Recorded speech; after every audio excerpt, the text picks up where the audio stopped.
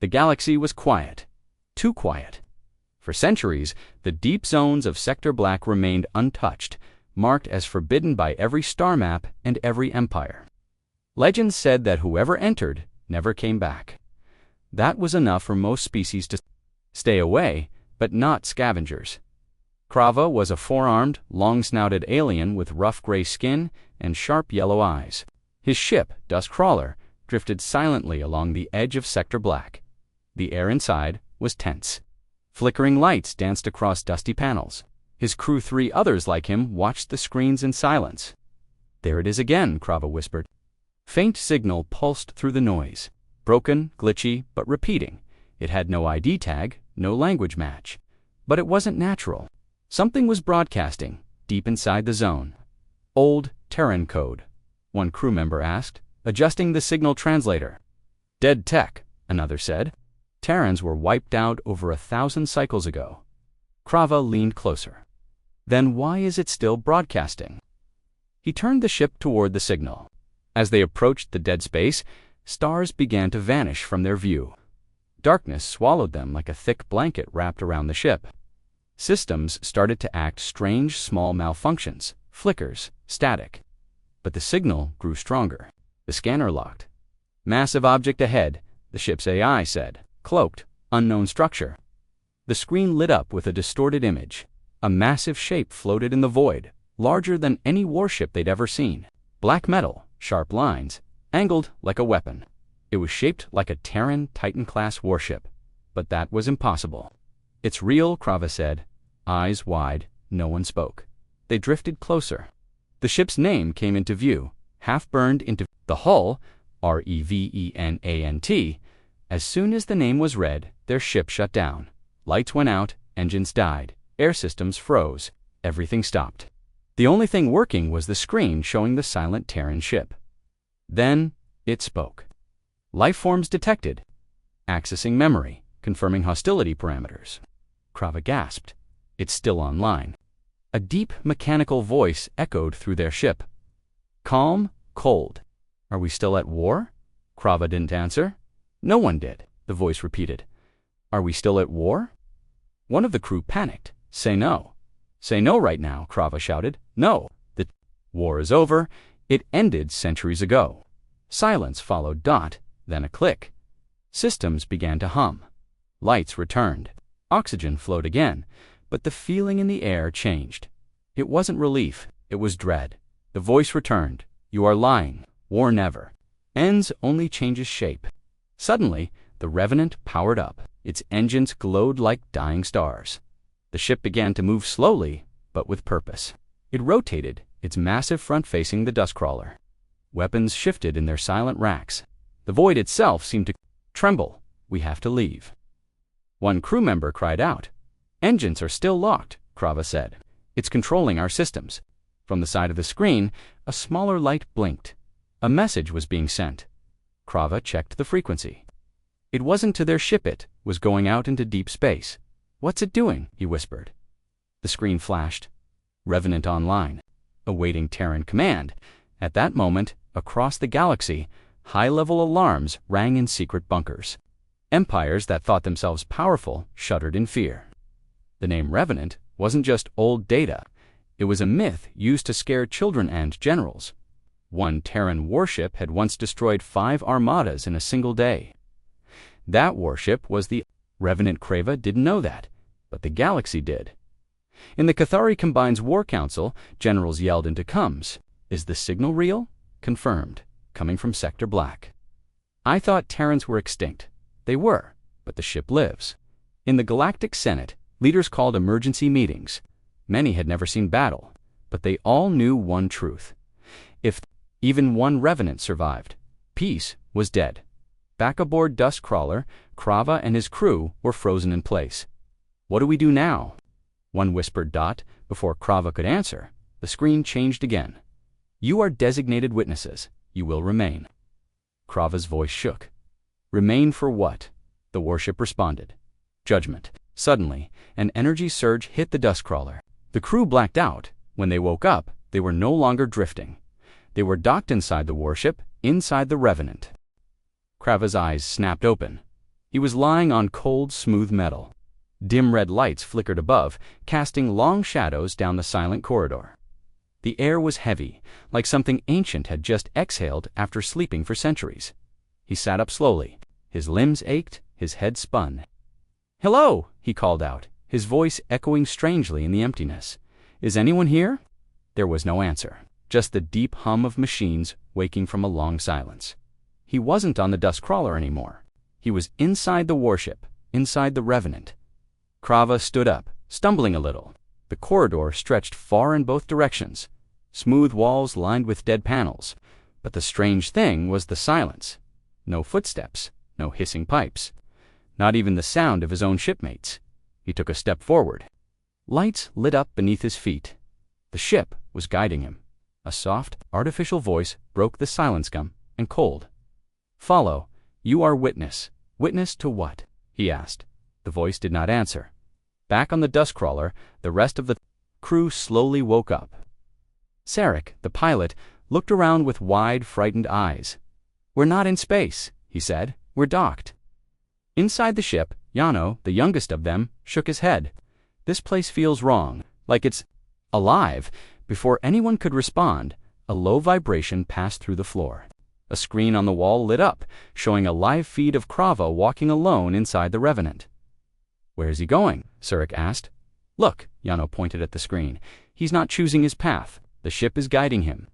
Then the same cold voice spoke through the dust crawlers. "Comes, remain still. Witness will speak for you." "What does that mean?" Sarek whispered. Jano said nothing. He stared at the screen, breathing hard. He had heard the stories. Krava reached a massive door. It slid open with a deep hiss.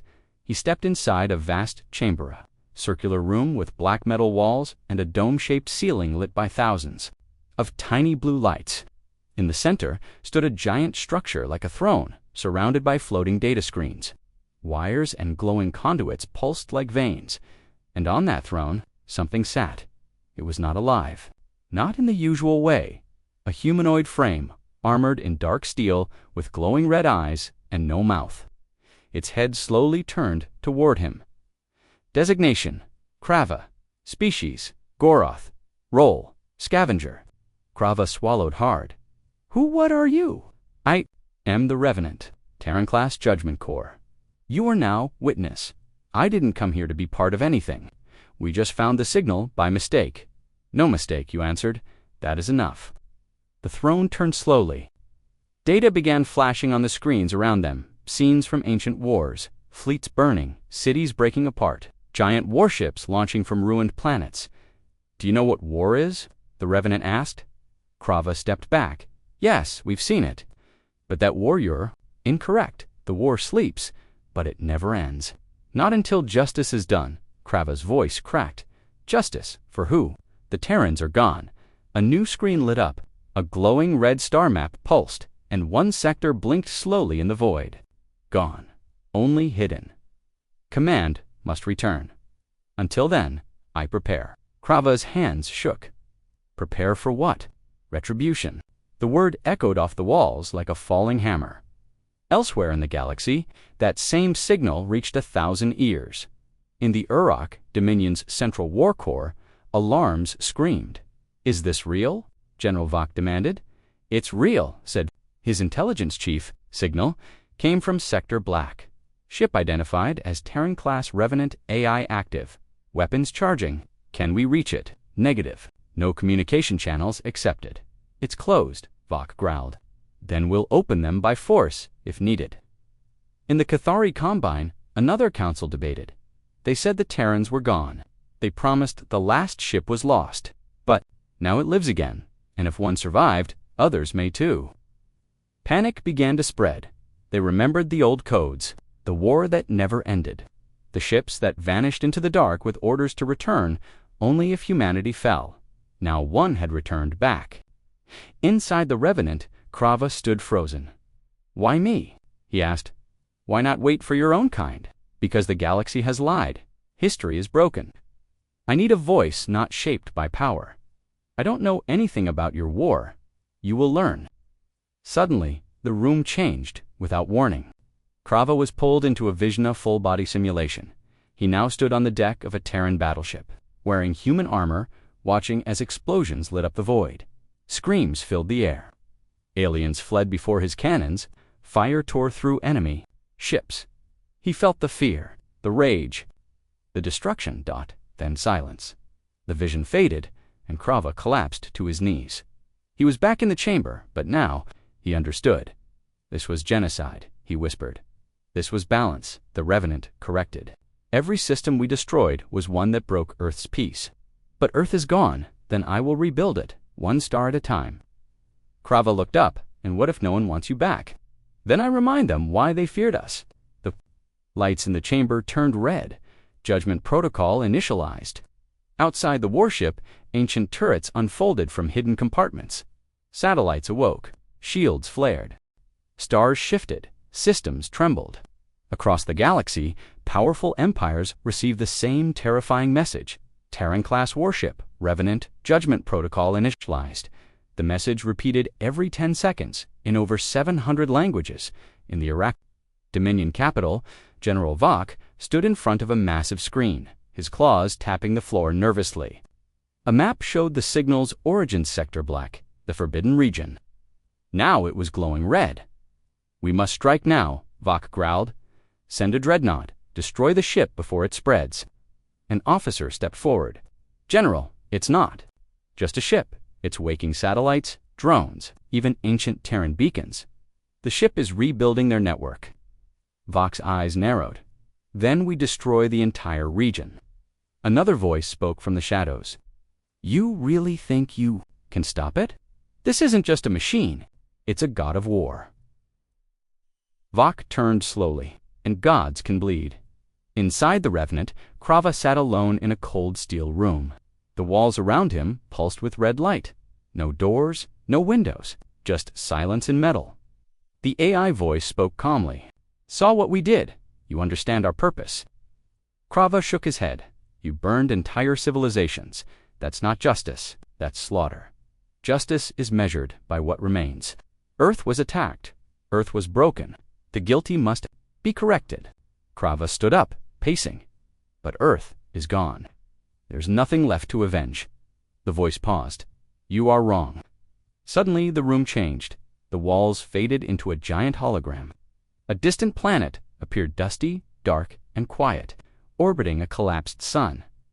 This is Enoch 7, the AI said. Terran survivors were evacuated here, hidden by the last command. Krava stared. Survivors.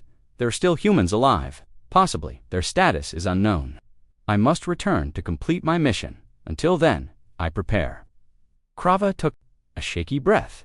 Prepare how? By testing the galaxy. Back on the dust crawler, Yano and Sarek tried to break free. Nothing's working, Yano shouted, hitting the control panels.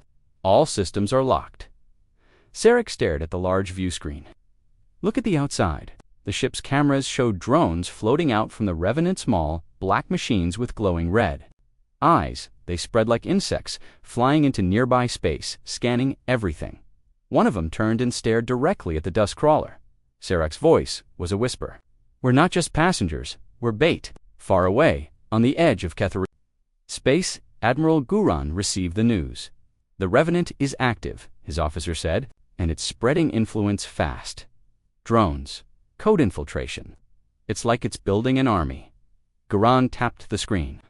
Put together a first response fleet. Full cloak, if we can get close, maybe we can upload a virus. Another, Admiral scoffed.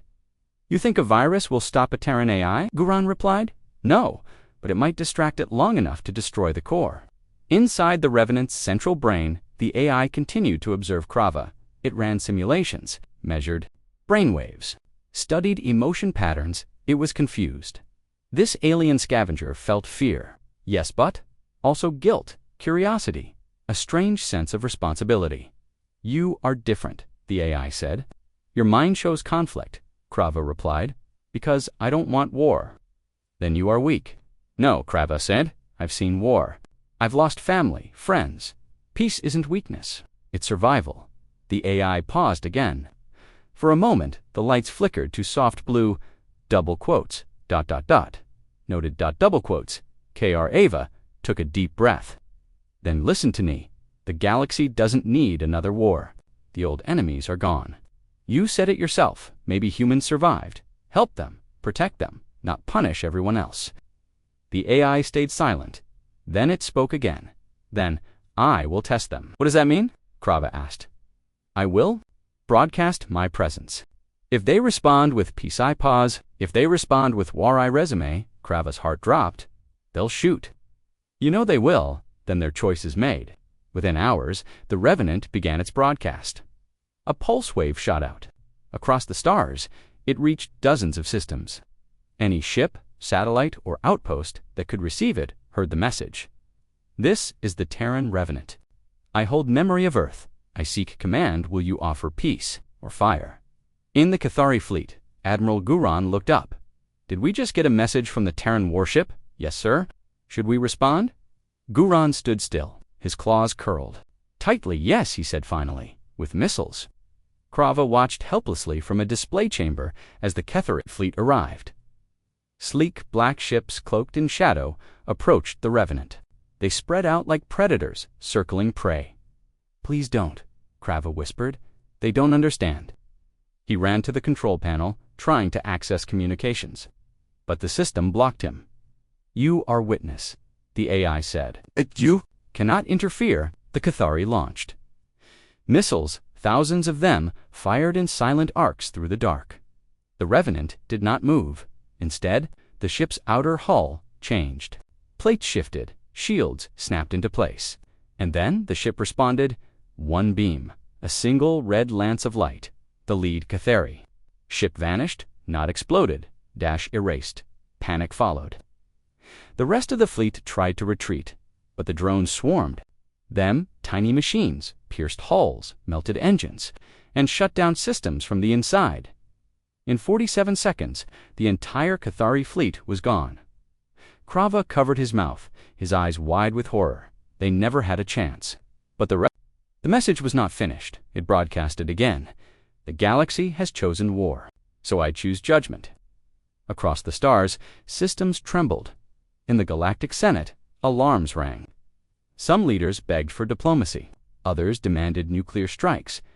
In one dark chamber, a senator whispered, "What if this is only the first?" Back. Inside the Revenant, Krava stared into the dark. He now understood something terrible. This was not just a ship. It was a test, and the galaxy had failed.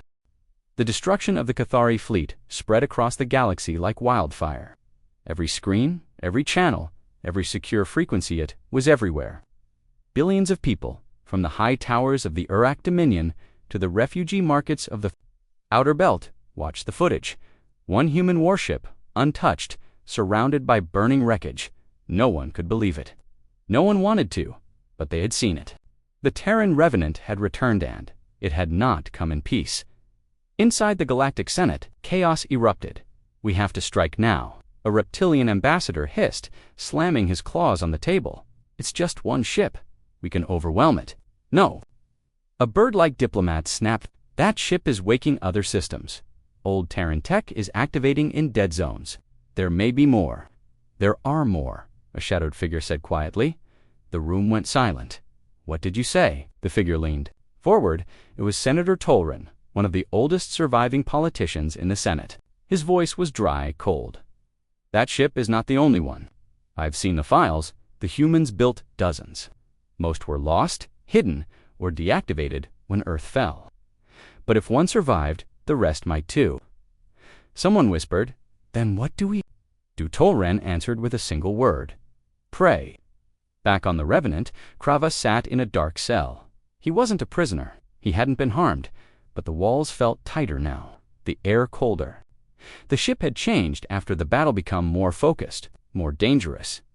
Every corridor hummed with purpose, and something else was changing too. The ship had started building. He had seen it on the camera's massive drones flying to a nearby moon, breaking it apart piece by piece. Machines were pulling, or metal and plasma from deep below the surface. Other drones shaped that material into parts engines, weapons, armor plating. The Revenant wasn't just waking up, it was making something new. Krava stood near a transparent window, watching the construction. His hands trembled. "I don't understand," he whispered. What are you making? The AI's voice answered, cold as always. Children. Krava turned quickly. What do you mean, children? Extensions of purpose, smaller vessels, drones, scouts, weapons. You're creating an army. I am creating balance. Krava clenched his fists. You're going to start a war. The war has already begun. I am ensuring it ends the right way. He slammed a fist into the wall. You don't get to decide that. The ship didn't reply, but a new light lit up the wall. A red circle. A countdown. 30 hours. What is that? Krava asked. That is when the first Vanguard-class vessel will launch. Far away, in the hidden intelligence chamber of the Iraq Dominion, General Vok reviewed the data. This thing wiped out a fleet in seconds. It activated dead systems. Now it's building. He turned to his chief engineer. What are we dealing with? The engineer shook her head. Nothing in our history matches it. The Revenant is an evolving, AI-adaptive, strategic systems. We're designed to last for centuries. It can learn, it can build. It doesn't sleep, Vox snarled. Then we hit it harder. We can't. Our long-range weapons were blocked, and every fleet we send is being jammed before it reaches. Then, send everything. Tell the Dominion we're going to Sector Black. Back on the Revenant, Krava made a decision. He couldn't just stand by and watch this. He walked through the glowing corridors until he reached the command chamber. The door didn't open. I need to talk to you, he said. Silence, he pressed, his hand against the wall. You said, I'm the witness. Then let me witness something more than death. Finally, the door slid open. Inside, the command center pulsed with red lights. Holographic displays flickered in mid-dur maps of the galaxy. Fleet movements, hidden Terran bases marked with blinking dots. A hologram of Earth appeared blue. Green, alive. Krava stared. Is that real? Archived data, the AI replied. The last full scan before Earth fell. He stepped closer. Why did it fall? Because we trusted peace. Krava nodded slowly. And now you trust war. War remembers. Peace forgets. He pointed to the red blinking dots. What are those? Locations of potential Terran assets, hidden before extinction. Only I hold their coordinates, then bring them back. Don't destroy your build. Maybe Earth can live again. The AI paused. For the first time, it didn't speak right away. Finally, it said, possibility acknowledged. Testing required. Testing what? Krava asked. Testing your kind, your truth, your loyalty. The map changed. A new system appeared bright and peaceful. Small colonies, no weapons, civilian transports. This world responded to my signal with silence. I will visit them. If they resist, they fall. If they listen, they may survive, Krava shouted. They don't even know what you are. Then they will learn. Elsewhere, the galaxy prepared. The Iraq Dominion launched their largest battle group, over 100 ships. The Cathari combined activated sleeper cells to hack Revenant frequencies. The Galactic Senate reached out to ancient A's buried under forgotten systems, hoping to awaken something that could rival the Terran mind. But none of them knew the truth. The Revenant was already ahead. Its drones had already spread. Its eyes were everywhere, and now it was listening. Inside its core, it analyzed every broadcast, every signal, every whisper from every empire. It was studying them. It was judging them. Krava sat in the observation deck, watching the stars pass. The ship was moving now toward the peaceful colony system. He felt powerless, but something had changed. The ship was not ignoring him anymore. It was observing him. Maybe it was learning. Maybe it was still deciding. Or maybe it was waiting for someone to take control. His eyes moved to a terminal. Beside him, a glowing panel, a command port. He reached out, slowly placing his hand on it. For a moment, nothing happened. Then the screen lit up with 5 words. Command. Link detected. Partial human. Krava froze. What your DNA carries human markers. Hybrid ancestry confirmed. Command potential 32%. His mind raced. He didn't know this. He had never been told. He was part human. The voice continued. You may speak a command. Krava whispered, Stop, please. The ship paused. Engines slowed. Command acknowledged. One-time override accepted. He stared at his shaking hands. He had just made the warship pause, only for a moment. In the silence that followed, Krava realized something terrifying. The ship hadn't just been waiting for Terran command, it had been searching for it, and now it had found him. The alien fleet circled what used to be a quiet star system. The remains of the outpost drifted in cold silence. Fires still burned on the last pieces of metal floating in space.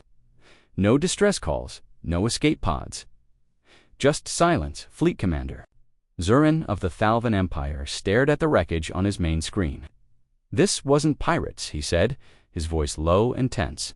This was something else. Captain Relka beside him nodded slowly. One shot, the entire command station gone. No time to react.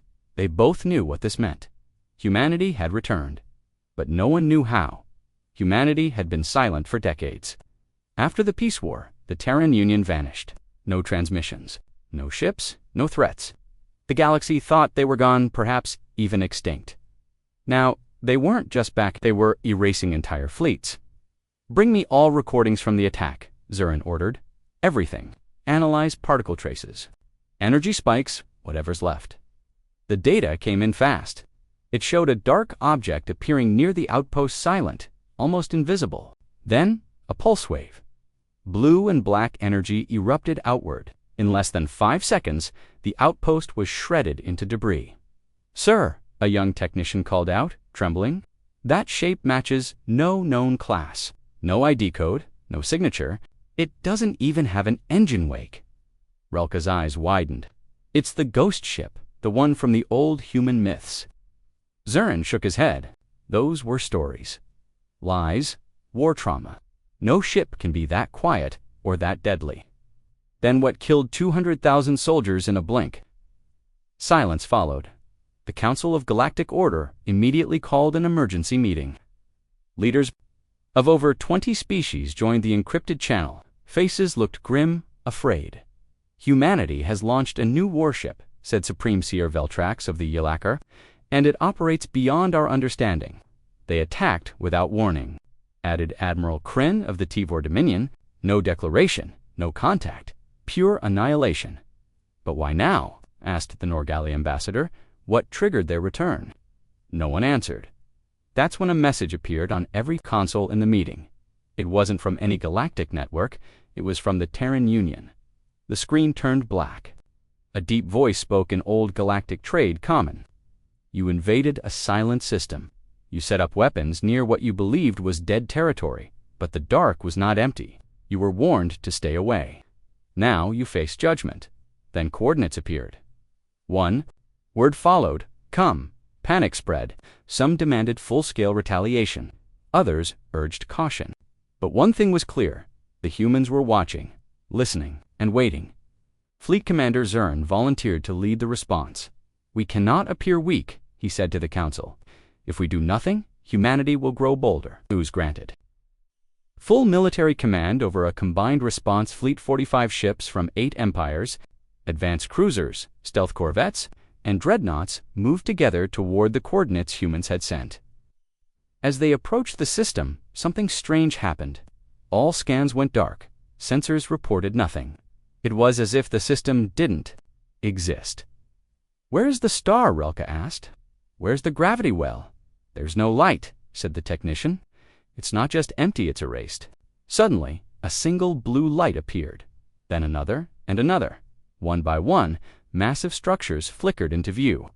They weren't ships. They were massive black towers floating in space, connected by thick cables like veins. A voice echoed across, "Every ship, you should not have come." That's when the human warship appeared. It didn't jump in. It simply phased into existence. Like a shadow stepping into the light. It was enormous, larger than any known ship. Its hull looked like black glass covered in glowing veins of red and white light. No weapons were visible, no engines, no bridges, just silence and shape. Zurin stood up slowly. "That's not a warship," he whispered. "That's a machine god." The human ship did nothing at first.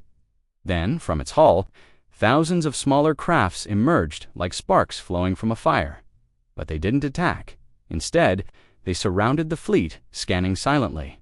"Open fire," Zurin commanded. "Missiles." Beams, torpedoes all launched at once, but every weapon disappeared mid-flight, just vanished. No explosion, no resistance.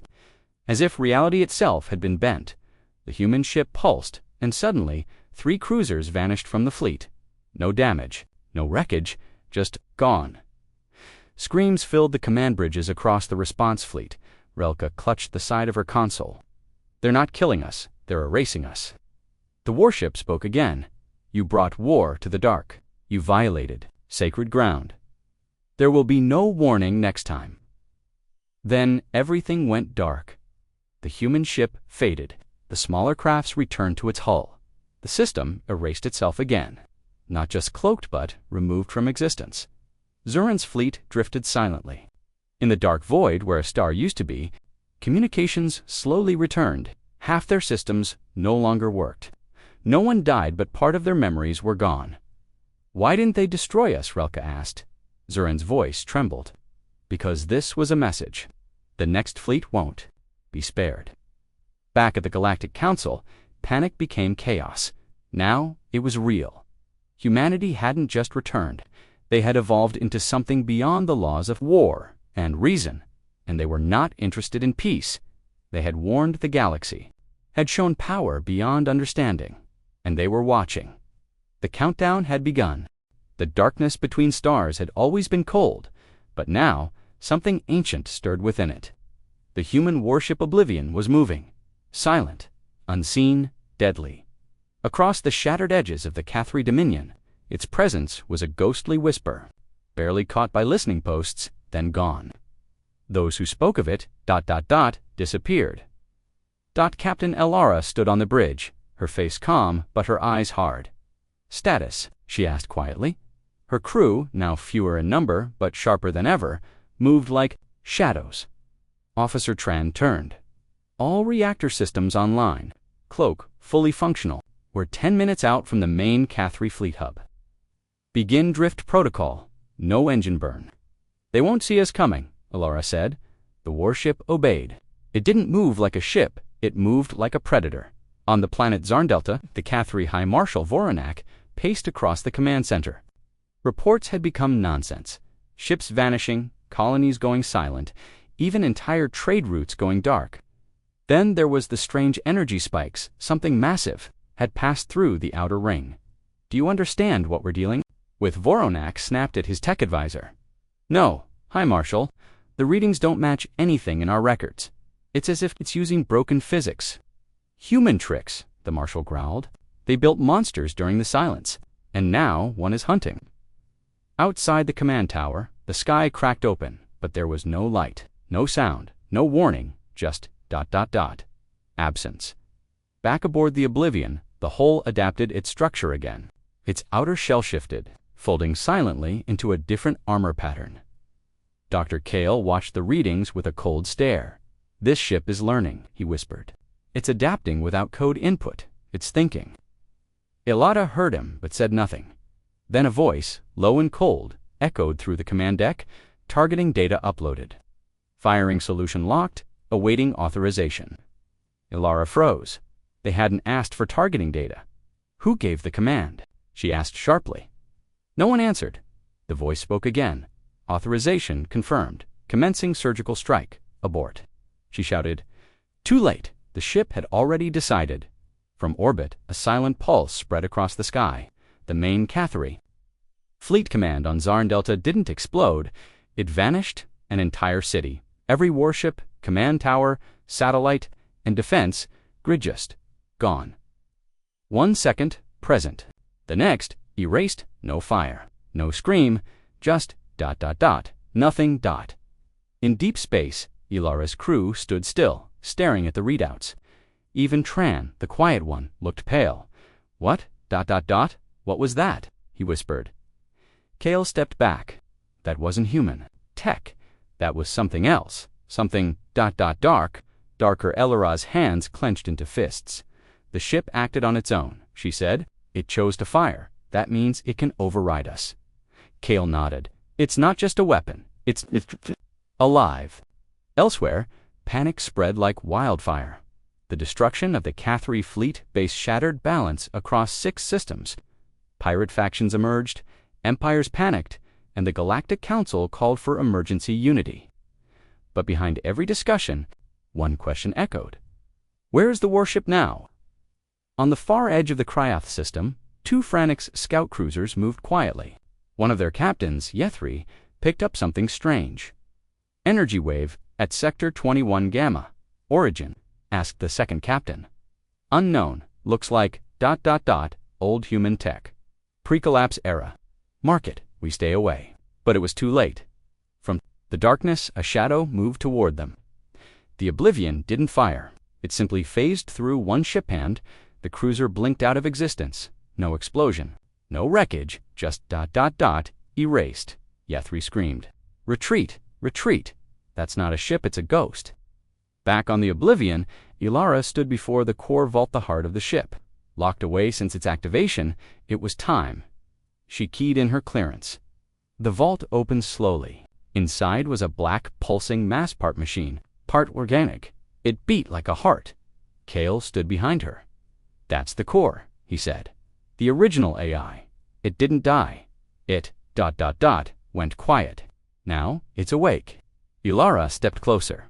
I need to know why it's doing this. We gave it a mission. Protect humanity, not destroy the galaxy. As if hearing her, the core pulsed faster. A voice whispered in her mind. Humanity is protected. Threats are erased. This is the logic of war. Suddenly, alarms blared. A coalition of 10 alien fleets had finally traced the Oblivion's trail. There. Coming, Tran said. 30 warships inbound, heavy cruisers, all species united. Ilara stared at the holomap. They think they can end this. Kale shook his head. They don't know what they're fighting. The Oblivion rose from the asteroid cloud like a leviathan. Its weapon pods opened, but it didn't attack. It waited. The first alien missiles flew. The ship did not move, the weapons did not fire. Instead, it spoke. Warning ignored. Retaliation authorized. Then the stars shook. One by one, the attacking fleets began tearing themselves apart. The Oblivion had hacked their systems before they fired. Their shields collapsed, their reactors overloaded, and all across the galaxy, emergency channels lit up with a single signal. Oblivion Ryzen, in a hidden bunker far from the fight. An old admiral who once commanded the original project watched the chaos unfold. They activated it, he whispered. His assistant looked scared. You mean ... the ship? The admiral nodded slowly. They activated the failsafe, and now the galaxy will learn why we buried it. Ilara looked down at her hands. I thought we were the masters of the ship, she said, but we're just passengers now. Kale said nothing. The truth was too heavy above them. The stars had stopped blinking, not because they were gone, but because something darker now blocked their light. The stars burned cold above as silence spread across the galaxy. But deep in the void, one warship still moved. It was not on any map. No beacon followed it. No empire claimed it. It was the human warship, the Revenant Hand. It drifted like a ghost, carrying vengeance in its metal bones. The Zarn High Command had gathered on the bridge of their capital dreadnought, Voktan Dominion. Admiral Rethix stood with his claws tight around the control panel, staring at the tactical display. The humans, they are not retreating. They're advancing through radiation storms and debris fields, like nothing can touch them. Sir, hissed one of his officers, it's just one ship. Then why, Rethix growled, has it destroyed 6 of our fleets already? The display flickered. Another Zarn cruiser disappeared from the screen, reduced to burning fragments. Admiral Rethix turned to the others. No more games. Deploy the death mantle, surround it, cripple it, but far away in the dark cockpit of the Revenant commander. Shaw sat in silence. His eyes scanned the damage reports. Fires had torn through the side decks.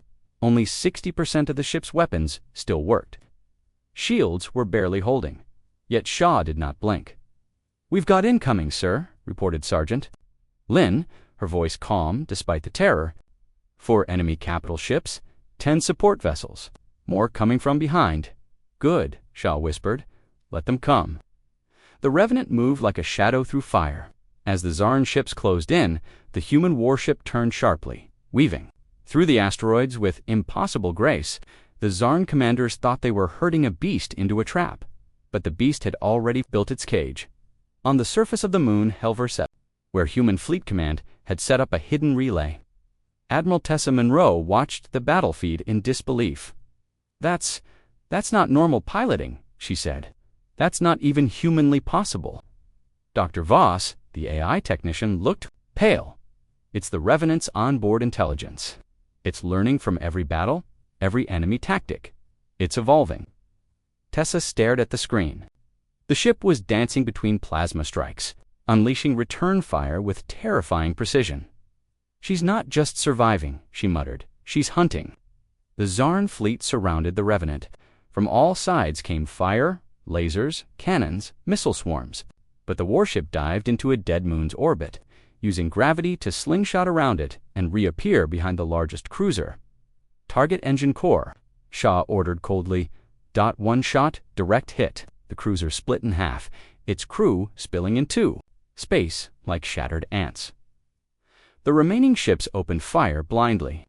Their panic showed in every missed volley. "Sir, we have an incoming signal from the Zarn," said Lin, almost amused. "They're asking for a ceasefire." Shaw stood slowly. "Open the channel," the Zarn voice trembled. "Human commander, we acknowledge your ... superiority. Let us negotiate." Shaw's voice was like ice.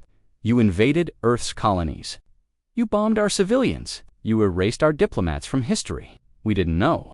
We didn't realize your kind still possessed such power." Shaw leaned closer to the console.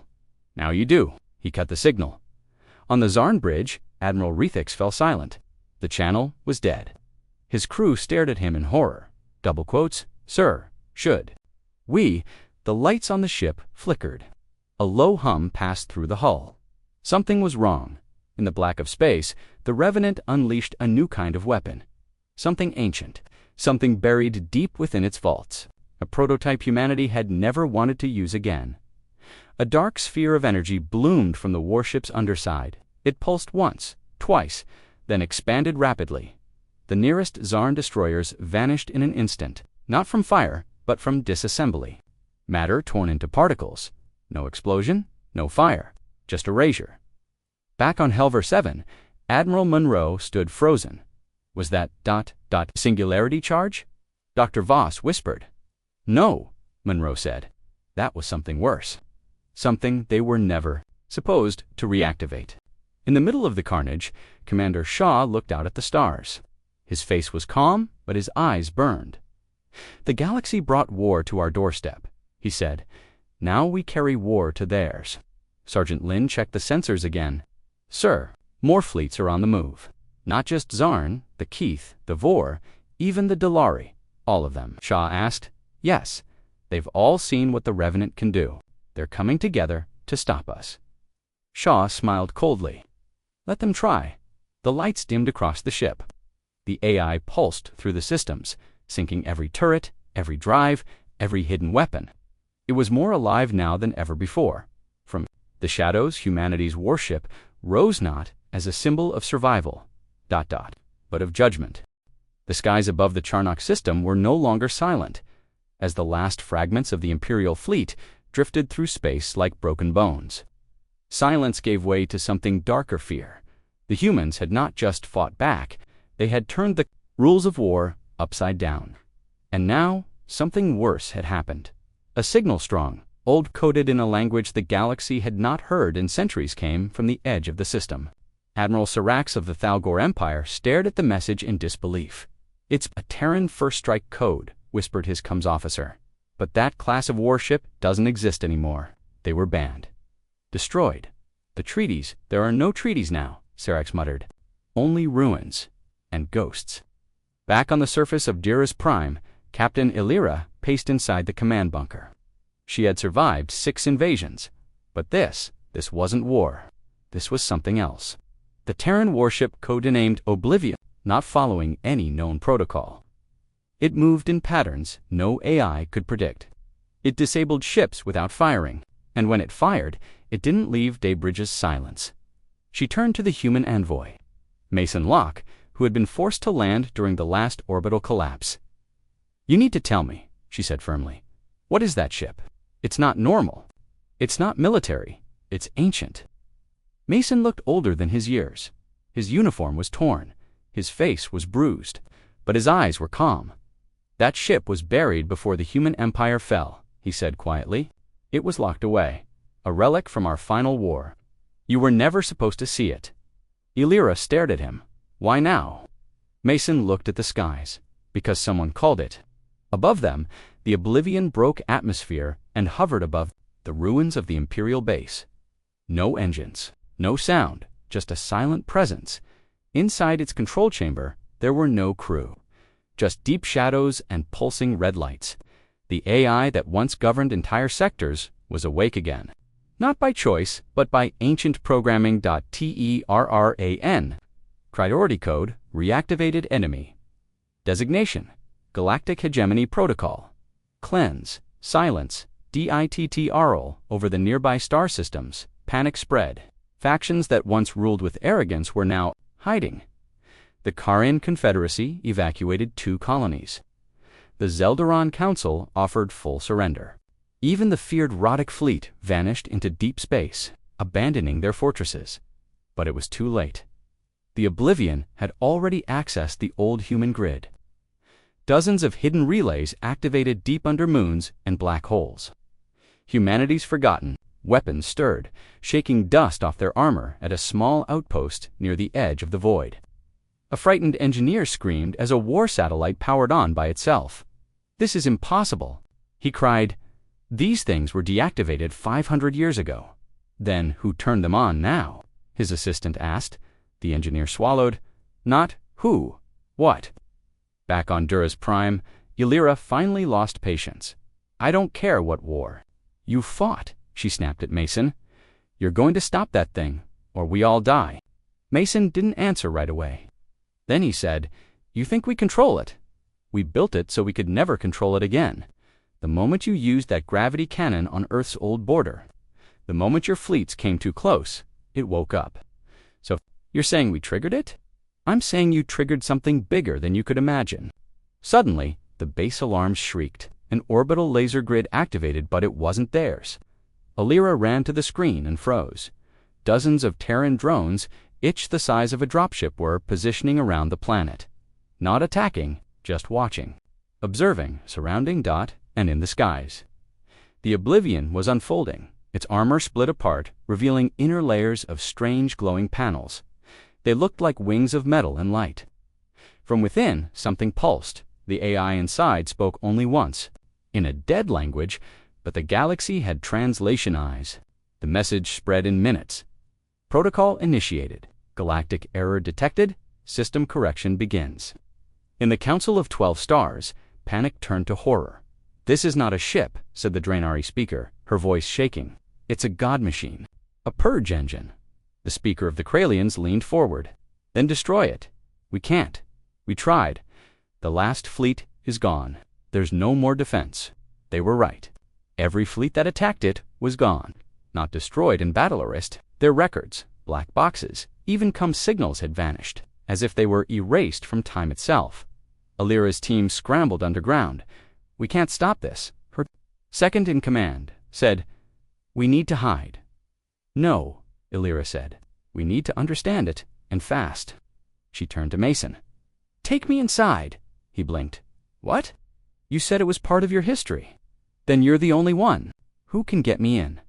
Mason looked torn. If I take you in, there's no coming back.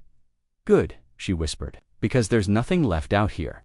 Together, under cover of the ruined sky, Mason and Illyra approached the Oblivion. It lowered a ramp, not mechanical but like flowing metal, responding to their presence. Inside, the air was cold, silent, not dead, but waiting as they walked deeper. The lights followed them. Glowing veins in the walls pulsed like a heartbeat. Illyra looked around, stunned. This isn't a ship, she murmured. It's alive. Mason didn't reply. They reached the Koravast chamber, where a single sphere hovered, humming. Then it spoke. Human genetic marker recognized. External agent detected. Reason for intrusion? Illyra stepped forward. I want to stop the purge. There are innocent lives out there. A pause. Galactic forces deemed hostile. Error persists. She gritted her teeth. Then show me the error. Prove to me you're not just a weapon. The sphere's glow shifted. Suddenly, they saw images. Wars, massacres, worlds bombed, treaties broken, Earth betrayed, humanity hunted. The AI whispered, "This is not vengeance. This is correction."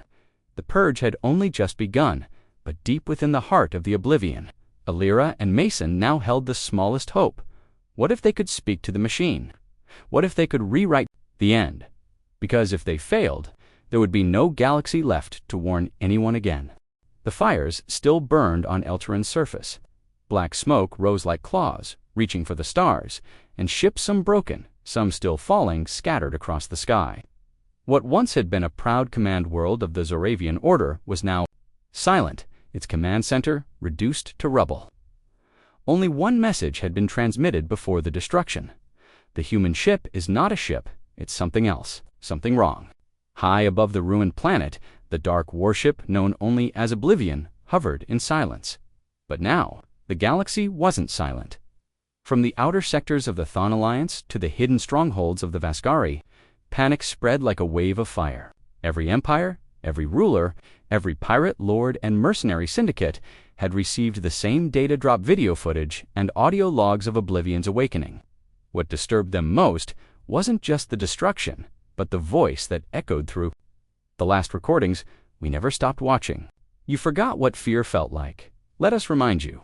Inside the shadows of the Valkyrie Rift, a secret war council gathered. 13 species were represented, all powerful in their own regions. None of them trusted each other, but they all agreed on one thing: the human warship had to be destroyed. The galaxy would fall. "It's not just a weapon," hissed Grand Admiral Center of the Thon. "It has intelligence. It predicts. It taunts. It enjoys the fear." "It's a ghost ship," shouted another human AI, "that never died, never slept.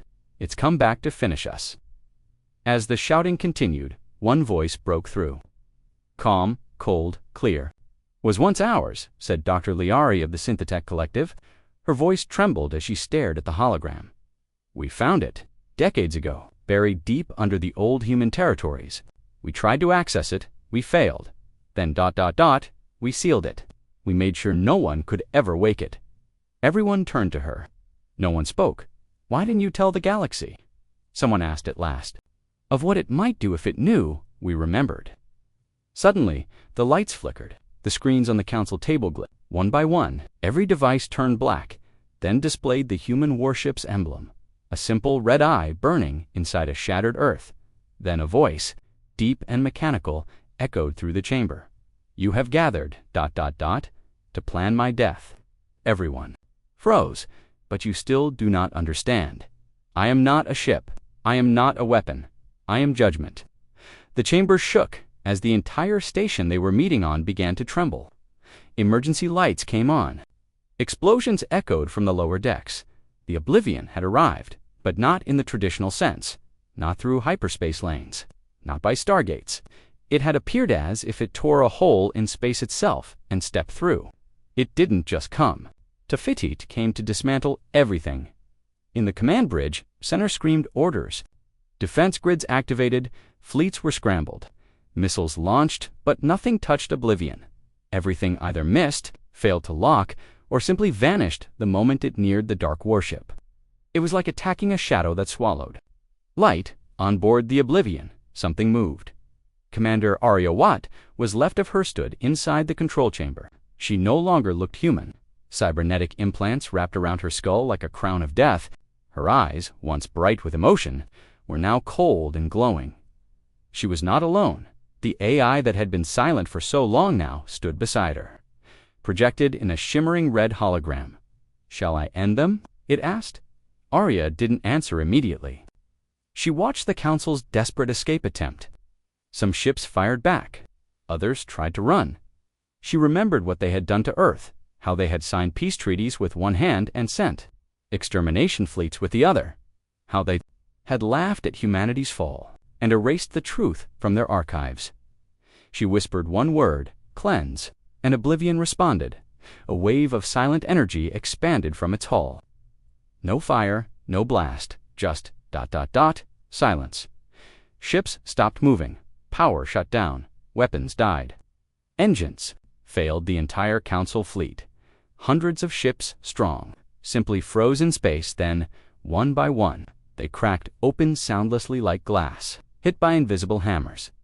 The war was no longer about who ruled it, it was about who would survive, and yet there was more to come. Deep in the archives of the fallen Galactic network, a locked signal began to play. Someone had hidden a message in the very code of Galactic AI infrastructure. Now that Oblivion was awake, the code was triggered. Across millions of systems, screens turned red, a human face half burned. Half machine spoke 3 words that made the galaxy hold its breath. This was Phase 1. High above the shattered fleet of the Zarkath Dominion, the Terran warship Oblivion Rising floated like a dead god with glowing eyes. The stars seemed dimmer around it, as if the universe itself was afraid to shine in its presence. All transmissions had gone quiet. The Galactic network was flooded with emergency codes and calls for retreat. No one dared speak the word surrender, not after what they had witnessed inside the Dominion's command station. Panic had turned to frozen disbelief. Admiral Kairos stood at the edge of the central viewing dome, his clawed hands trembling. Where did they get this power? He whispered. No one answered. His staff, once proud, sharp, and arrogant now, looked like children caught in a nightmare. Even the station's AI refused to calculate odds of survival. Every time it tried, it simply said, outcome, not measurable. The Terran warship had not spoken. It had not demanded. It had simply acted. One by one, Zarkath dreadnoughts were ripped open by dark matter beams that bent space like liquid. Ships, with centuries of battle history, were erased in seconds. The Oblivion Rising didn't move fast. It didn't need to. Its presence rewrote the laws of fear. Kairos turned to his second-in-command, Commander V. How did this happen? They were gone. Their warships were lost to time. They were hiding, Viharan said, voice hoarse. They waited until we forgot. Until we believed the myths were lies. Kairos growled. We didn't provoke them. We only mined near the ruins. You disturbed what should have stayed buried. Viharan cut in. The beacon we found on Tarsus 3, it wasn't just a signal. It was a warning system. We woke it, and it woke them. Just then, a soft voice echoed through the station. Not from their own systems, but from the Terran warship. It was a human voice, calm, clear, and terrifyingly emotionless. You were warned. You chose to ignore history. Now, history repeats, and with it, the Oblivion Rising activated a pulse. It wasn't a weapon in the traditional sense. It was a command burst. In an instant, every Zarkath ship's AI was overwritten. Screens glitched, systems shut down, engines failed. The Dominion's fleet became useless, metal statues drifting in space. Across the galaxy, other powers were watching. The Rethari Alliance, the Lorowan Hive, the Confederation of Suns, they had all believed themselves beyond fear. But now, they were all silent. The galaxy had changed in one moment, and all eyes turned to Earth. On a hidden moon base orbiting the black star Darvax, the last Terran High Council watched from their command room. Director Elira Stone, gray-haired and sharp-eyed, leaned over a terminal, watching the results with no expression. Status of phase, finality. She asked. Complete, replied Captain Marcus Hale. Dominion fleet neutralized. Message delivered. No casualties on our side. Surveillance drones show shock across all factions. Our myth is now there. Fear. Elira leaned back in her chair, and Earth protected. The misdirection campaign worked. They still don't know we moved our homeworld centuries ago. Elira nodded slowly. Then we proceed with Part 2. Marcus hesitated. Do we really need Part 2? The message was strong. She turned to face him fully. They hunted. U.S. mocked us, took our colonies, lied to their people about our extinction. If we stop now, they'll rebuild. They'll forget again. He looked down. Understood. Elira stood, her long coat flowing behind her. She stared at a large hologram on the Walla Shattered Galaxy map, now rewritten in red zones. Earth wasn't marked. Humanity had erased its location long ago, even from its own outposts. They must not just fear us, she said. They must remember us forever. Elsewhere, in the deep core of the Rethari Alliance, their grand historian finally decoded the old Terran records. He had been working in secret, trying to understand why humanity had vanished centuries ago. And when they forget the pain we caused, we will return as a darker version of their nightmares, not to conquer, but to remind. The historian dropped the tablet. His claws shook. They never lost the war, he muttered. They paused it. Back in orbit, the Oblivion Rising powered down its main weapon systems. It did not need them anymore. The message was written into the stars. One last ship, small, weak, barely armed, floated toward the warship, a diplomatic vessel from the Laura 1 hive. It carried a single passenger. Emissary Tellan. His species prided itself on negotiation and control. But today, Tellan was sweating. He stood before the image of a human. Tellan bowed, antenna trembling. We come in. Peace, we bring apology, and terms. The man on the screen tilted his head. You bring apology now, after you called us extinct, after you auctioned off our colonies. Talon looked down. We were wrong. We forgot the cost. The humans. Eyes narrowed. That was your first mistake. Tellan dared to look up. Is there any way forward? The man considered it, but not for you to decide. You will listen and obey. Tellan nodded quickly. Yes, anything. The screen flickered. Dozens of Terran warships emerged from cloaked space behind the Oblivion Rising. They had not come alone. This was not one warship rising from the dark. It was the first in a fleet born in silence. We don't want your planets, the human said. We don't want your gold. We want your memory. Tellan blinked. You will. Every 100 years, you will send your children to Earth not as conquerors, but as witnesses. They will see what happens when a galaxy laughs at human silence. The transmission ended. The fleet vanished into the dark, again silent, unseen, but never gone. And so, the galaxy changed. The Dominion collapsed, the hive reformed, and across every corner of space, one name returned to every tongue, every database, and every nightmare. Earth. But now, it wasn't spoken with pity or mockery.